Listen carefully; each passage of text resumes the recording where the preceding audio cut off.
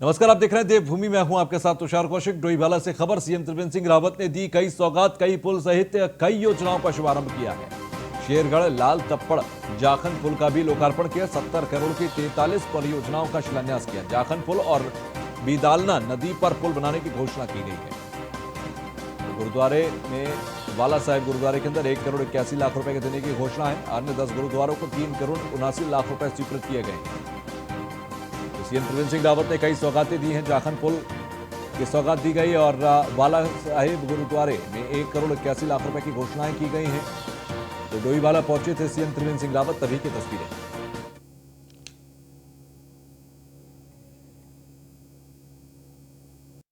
कोशिश है कि डोईवाला विधानसभा एक आदर्श विधानसभा बने। इस दृष्टि से चाहे अवस्थापनाएं हों, हमारी सड़कें हों, पुल हों, जो उसके साथ के लिए जो भवनों का निर्माण चाहिए, चाहे तहसील भवन हो, ब्लॉक का भवन हो, यहाँ पर जो हमारे अन्य जो संस्थाएं हैं उनके डेवलपमेंट का काम हो, वो बेहतरी से किया जाए। साथ में लोगों की आय वृद्धि हो, उस दृष्टि से पर्यटन के क्षेत्र में काम करना और पर्यटन को विकसित करना, उस दिशा में काम किया जा रहा है। और मैं समझता हूँ कि शिक्षा हो, स्वास्थ्य हो, पेयजल हो, किसानों का क्षेत्र हो के द्वारा न केवल ये जो डेवलपमेंट हम करते हैं वो केवल एक तरफा न हो। संवाददाता महेंद्र चौहान हमारे साथ जुड़ गए हैं। महेंद्र, डोईवाला के लिए जो तमाम योजनाएं हैं, ये किस तरह से विकास लेकर आएंगी? जी देखिए, आज मुख्यमंत्री त्रिवेंद्र सिंह रावत ने लगभग 43 योजनाओं का शिलान्यास और लोकार्पण किया है, जो लगभग 35 करोड़ रुपए की है। साथ ही 35 करोड़ रुपए के 2 बड़े पुल जो रानी पोखरी में जाखन नदी पर और थानों में बिदाला नदी पर बनने जा रहा है, जिससे कि काफी फायदा यहाँ आने वाले लोगों को होगा। साथ ही कई बारात घर, सड़कों का नवीनीकरण, नई सड़कें, अल्पसंख्यक विभाग से लगभग 5 करोड़ से अधिक की धनराशि यहाँ के 11 गुरुद्वारों को लिए भी स्वीकृत की गई है। साथ ही मुख्यमंत्री ने लोगों से अपील की है, खासकर जो डोईवाला विधानसभा पर्वतीय क्षेत्र है उनसे, कि अपनी जमीन ना बेचें, क्योंकि ये क्षेत्र जो है आगे पर्यटन की दृष्टि से बहुत महत्वपूर्ण होने वाला है और आपको यहीं पर इतना रोजगार मिलेगा कि आपको कहीं बाहर जाने की जरूरत नहीं है। तो एक तमाम सब चीजों को लेकर आज मुख्यमंत्री ने लोगों से एक अपील की और अधिकतर जो उनकी जो समस्याएं थी उनके निदान के लिए आज यहाँ काफी घोषणाएं और लोकार्पण किए हैं। जी लेकिन साथ ही साथ देखा जाए, जिस तरीके की योजनाएं हैं, काफी समय से कई चुनौतियां, कई परेशानियां भी रही होंगी इस राज्य की, माफी चाहेंगे इस जिले की। किस तरीके से उन चुनौतियों और मुश्किलों को दूर करने की कोशिश की है? देखिए, लगभग जो विधानसभा का जो मैदानी क्षेत्र है वहां की लगभग तमाम जो समस्याएं थी उनका लगभग निदान माननीय मुख्यमंत्री जी ने कर दिया है। इसी विधानसभा का जो पर्वतीय क्षेत्र है वहां पर कुछ फॉरेस्ट क्लियरेंस की वजह से सड़कों की बनने में थोड़ी दिक्कत आ रही है, वो भी जल्द क्लियर होने के बाद उनकी स्वीकृति देकर वहां के भी काम पूरे हो जाएंगे। जी ठीक है, शुक्रिया हमसे जुड़ने के लिए।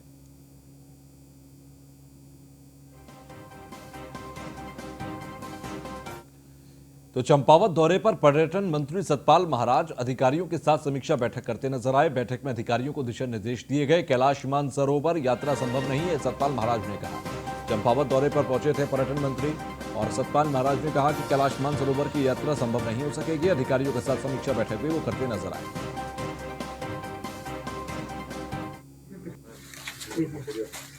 How are you?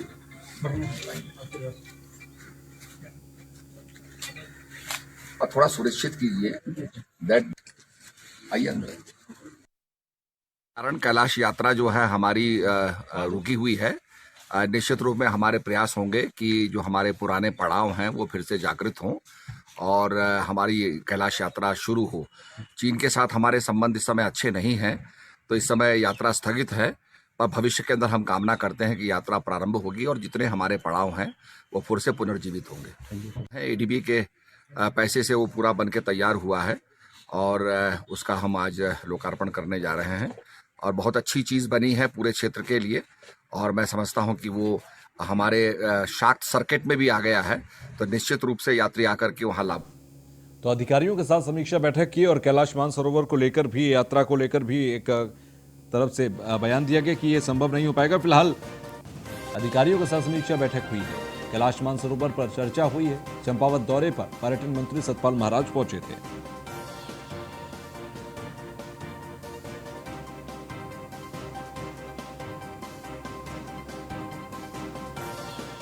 Satpal Maharaj ने जिक्र किया, बातचीत की,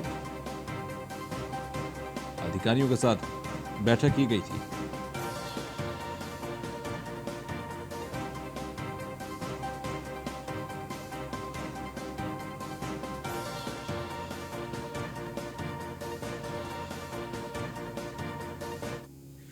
और थोड़ा सुनिश्चित कीजिए दैट आइए अंदर।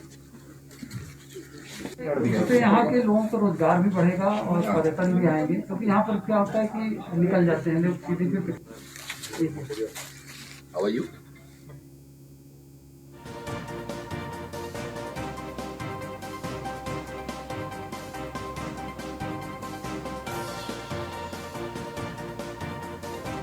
सूरज हमारे संवाददाता हमारे साथ जुड़ गए हैं। सूरज, सतपाल महाराज के अधिकारियों के साथ आज क्या कुछ बातचीत हुई है? सूरज, मेरी आवाज पहुंच रही है आप तक?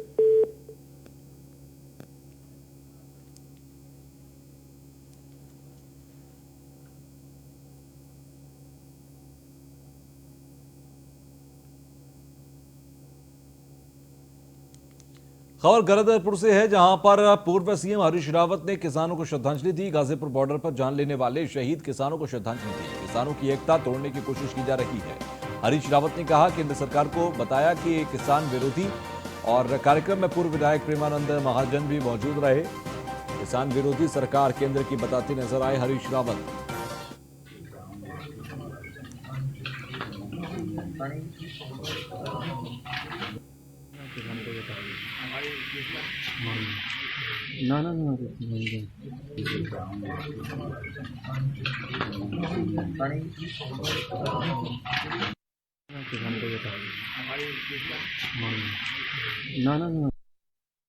और कश्मीर सिंह जी ने एक बड़ी मिसाल अपने बलिदान की स्थापित की। किसानों की जो इस समय हालात बना दिए गए हैं, जिस प्रकार से किसानों को मजबूर करने की और उनके आंदोलन को तोड़ने की कोशिश हो रही है, तो उसके खिलाफ उन्होंने अपना सर्वोच्च बलिदान दिया है। इसलिए मैं इस गांव की मिट्टी को भी नमन करने आया हूँ और कश्मीर सिंह जी को अपनी ओर से, अपने नेता राहुल गांधी जी की ओर से, कांग्रेस की ओर से श्रद्धांजलि अर्पित करने आया। लोकतंत्र में जिद का कोई स्थान नहीं, अहंकार का कोई स्थान नहीं। किसान यदि कोई बहुत बड़ी मांग कर रहे होते, वो यही तो कह रहे हैं, तुम कह रहे हो तुम्हारे लिए कानून बनाया और हम ये समझते हैं ये हमारे लिए नहीं है और ये हमको बर्बाद कर देगा, इसलिए इन कानूनों को वापस ले लो। तो इसमें बड़ा अहंकार काहेगा। सीधे कह दे, भाई किसान भाइयों, मैंने तुम्हारे भलाई दी वास्ते ये बिल बनाए थे, ये एक्ट कानून बनाए थे, तुसी नहीं चाहते हो तो हम उल्टो कर लेते हैं, वापस ले लेते हैं, बात खत्म हो जाती है। अब तुम किसानों नाल गल करने की खाली नाटक कर रहे हो, थका देना चाहते हो। मैं और मेरे साथी माननीय पूर्व मुख्यमंत्री हरीश रावत जी के साथ क्षेत्र के दौरा में उनके साथ था। जब उनको पता लगा कि बाबा कश्मीर सिंह जी का ने जो शहीद हुए हैं बॉर्डर में, तो ये सुनकर क्योंकि वो भी किसानों के इस आंदोलन को समर्थन करते हैं, वो यहाँ पर उनके आवास में पहुँचे और उनके को पुष्पांजलि देने के लिए और उनके परिवार के साथ दुख बांटने के लिए।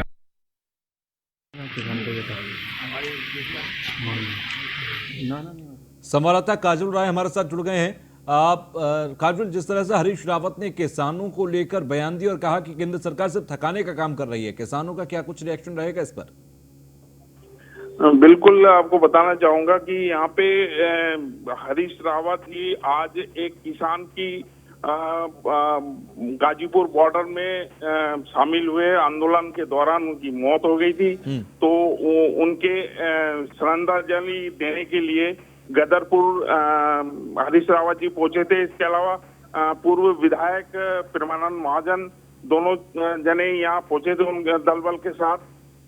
इसके अलावा उनका हरीश रावत जी का कहना था कि ये एकदम जो ये प्रधानमंत्री नरेंद्र मोदी जो अपनी हर्ष धर्मिता से ये कार्य कर रहे हैं, ये जो है देश के लिए बहुत गलत बात है। जी ठीक है, चलिए बहुत बहुत शुक्रिया हमसे जुड़ने के लिए।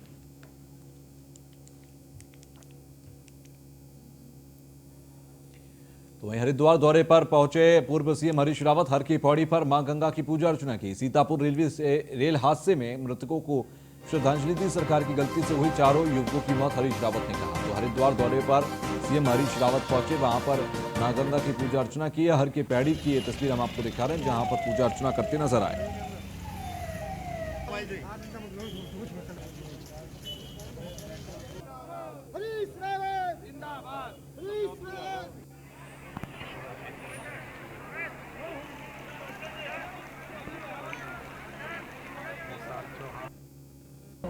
सरकार की लापरवाही के कारण एक बहुत ही असामयिक मौत हुई और बहुत निर्मम हम मौत कहेंगे, जिसमें यदि सरकार की तरफ से थोड़ी भी सावधानी बरती गई होती तो आज वो होनहार नौजवान विशाल चौहान, मयूर चौहान, प्रवीण चौहान और हैप्पी चौहान हमारे बीच में होते। तो मैंने उन चार अपने उत्तराखंड के होनहार बेटों की आत्मा की शांति के लिए मां गंगा से प्रार्थना की।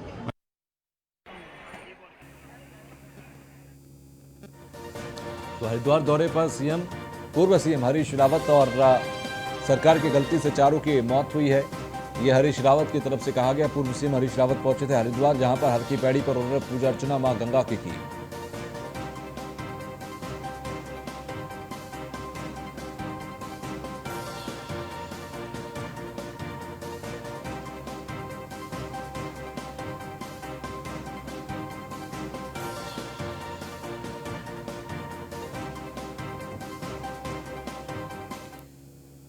तो ब्रेक के बाद एक बार फिर आप सभी का स्वागत। उत्तराखंड में 2022 विधानसभा चुनाव को लेकर चर्चाएं तेज हो गई हैं। आज राज्यसभा सांसद प्रदीप टमटा पौड़ी पहुंचे, जहां उनका कांग्रेस के कार्यकर्ताओं ने जोरदार स्वागत किया, जिसके बाद प्रदीप टमटा ने कांग्रेसियों के साथ मिलकर आगे के चुनाव को लेकर रणनीति बनाई। इस दौरान 2022 में सत्ता में आते ही गैरसैंण को राज्य की अस्थायी राजधानी बनाने का दावा किया। प्रदीप टमटा ने मीडिया से बातचीत करते हुए बताया कि पूर्व सीएम हरीश रावत को वो 2022 का मुख्य चेहरा मानते हैं और हाईकमान को भी इस विषय पर विचार कर 2022 के लिए जल्द ही सीएम के चेहरे का ऐलान कर देना चाहिए। वहीं प्रदीप टमटा ने राज्य सरकार को भी आड़े हाथ लिया। उनका कहना है कि पलायन को रोकने में नाकाम सरकार अब जनहित के मुद्दों को दरकिनार कर रही है।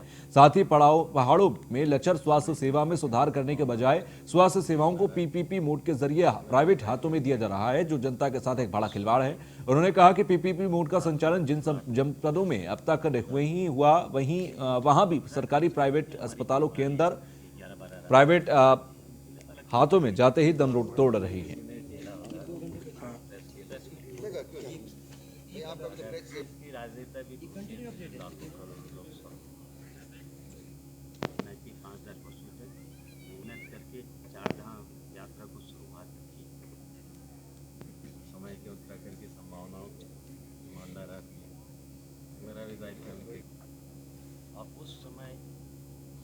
अगर गोविंद जी व्यक्तिगत हैसियत से अपना पैसा देते तो मुझे कोई आपत्ति नहीं थी, लेकिन जब एक राष्ट्रपति दे रहे हैं, राष्ट्रपति भारत के प्रतीक है, सभी धर्मों और सभी जातियों के प्रतीक है। अगर भारत के राष्ट्रपति शिलान्यास के दिन गायब थे, आखिर उस दिन अगर उनकी इतनी महत्ता थी, उस दिन क्यों नहीं थे? और दूसरा, सुप्रीम कोर्ट के निर्णय से ही मंदिर भी बन रहा है, सुप्रीम कोर्ट के निर्णय से मस्जिद भी बन रहा है। क्या भारत के राष्ट्रपति उन्होंने मंदिर के लिए कंट्रीब्यूशन किया, क्या मस्जिद के लिए भी कंट्रीब्यूशन करेंगे? अगर ये करेंगे तो स्वागत है, नहीं तो भारत के राष्ट्रपति को और अपनी भूमिका को धर्मों से ऊपर रखना है। तो वहीं उत्तराखंड के रुड़की में नगर निगम के मेयर गौरव गोयल पर एक महिला ने छेड़छाड़ का आरोप लगाया। हालांकि महिला ने आरोप लगाया है कि पुलिस उसके साथ छेड़छाड़ की रिपोर्ट दर्ज करने से इनकार कर रही है। महिला का कहना है कि पुलिस आरोपी को पकड़ने की बजाय उसको ही समझाने बुझाने में जुटी है। आपको बता दें, बीते 8 जनवरी को एक महिला ने नगर निगम के मेयर गौरव गोयल पर छेड़छाड़ और अश्लील हरकत करने का आरोप लगाया था, जिसकी शिकायत उन्होंने गंगनहर कोतवाली पुलिस को दी थी, जिसको लेकर अब भी कोई ठोस कार्रवाई नहीं की गई। वहीं महिला ने पुलिस पर आरोप लगाते हुए कहा कि पुलिस ने उसके 4 बार बयान दर्ज करे थाने में बुलाए, लेकिन आरोपी के खिलाफ अभी तक कोई कार्रवाई नहीं की गई। पीड़ित का आरोप है कि मेयर पर पुलिस इसलिए कार्रवाई नहीं कर रही क्योंकि मेयर सत्ताधारी पार्टी के नेता हैं। पीड़ित का कहना है कि स्थिति को देखते हुए उन्हें अपनी जान का भी खतरा है।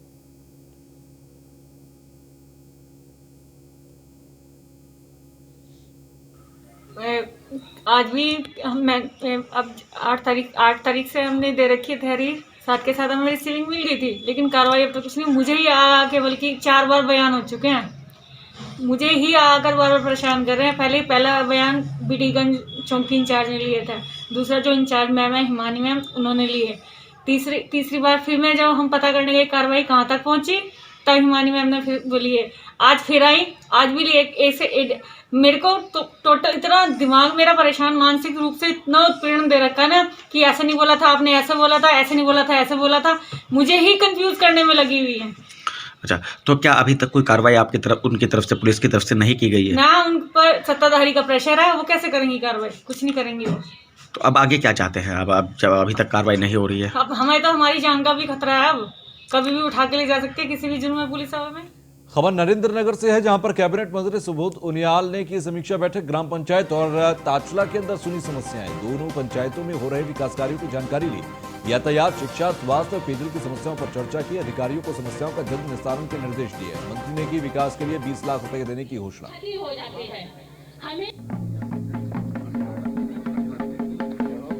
नहीं हो पा रहा है।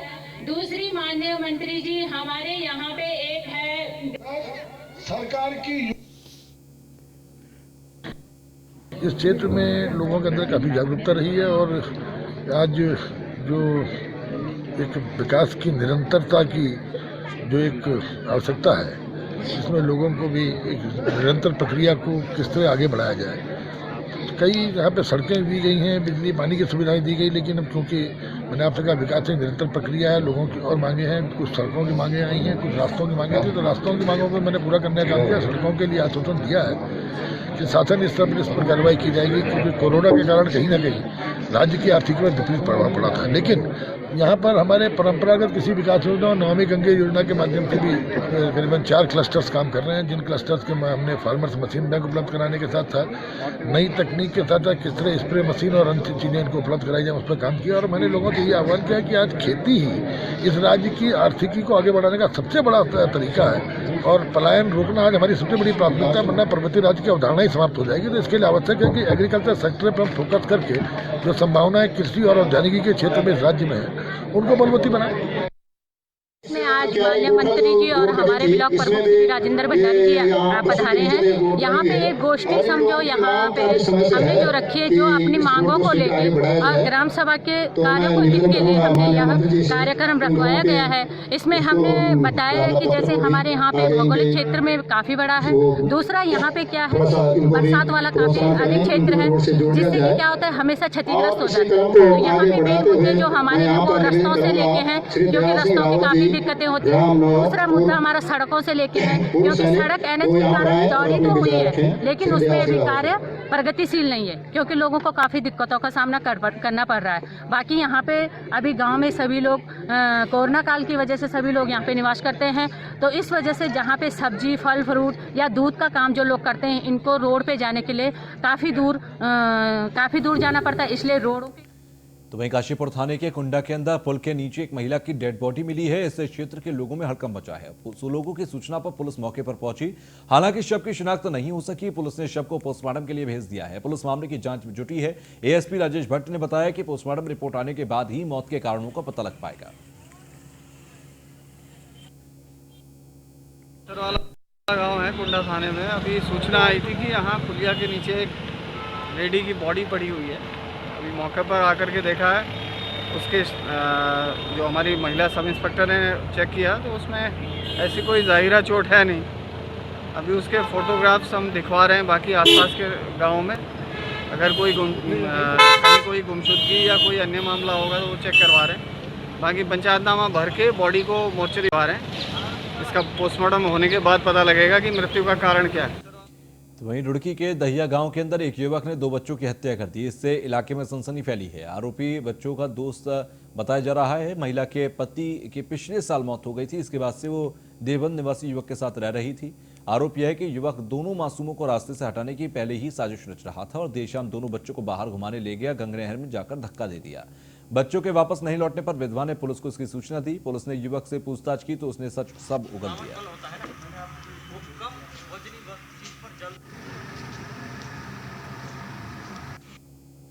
वादिनी सुमन के दोनों बच्चे नहीं मिल रहे हैं घर पे। ये सूचना छोटा प्रधान जो इंदर है उन्होंने पुलिस को दी। तत्काल पुलिस के द्वारा एएसपी मंगलौर महोदय के नेतृत्व में और क्षेत्राधिकारी मंगलौर के निर्देशन में सारी टीमें लगाई गई उन बच्चों की खोजबीन के लिए, तलाश के लिए। इस दौरान जो उक्त महिला है उसके पति का 2019 में स्वर्गवास हो गया था और 2020 से एक व्यक्ति लाखन के साथ गांव में दहिया की गांव में किराए पर रह रही थी। लाखन के द्वारा भी पुलिस को और आम लोगों को गुमराह करने की कोशिश की जाती रही। एक व्यक्ति के द्वारा इनपुट दिया गया कि लाखन उक्त दोनों बच्चों को नसीरपुर पुलिया की ओर ले जाते हुए दिखा था। इस पर लाखन से जब पूछताछ की गई तो उसने स्वीकार किया कि उसने उन दोनों बच्चों को नहर में फेंककर उनकी हत्या की। तो मसूरी के अंदर अयोध्या में चल रहे राम मंदिर निर्माण निधि संग्रह के लिए रविवार को विश्व हिंदू जागरण मंच और विश्व हिंदू परिषद समेत हिंदुवादी संगठनों ने रैली निकाली। रैली मसूरी के लंढौर गुरुद्वारे से मसूरी पिक्चर पैलेस होते हुए गांधी चौक पहुंची। इस दौरान राम भक्तों के जयघोष से पूरा शहर गूंज उठा। सैकड़ों राम भक्त बाइक से और पैदल इसमें शामिल हुए और लोगों से दान देने की अपील की।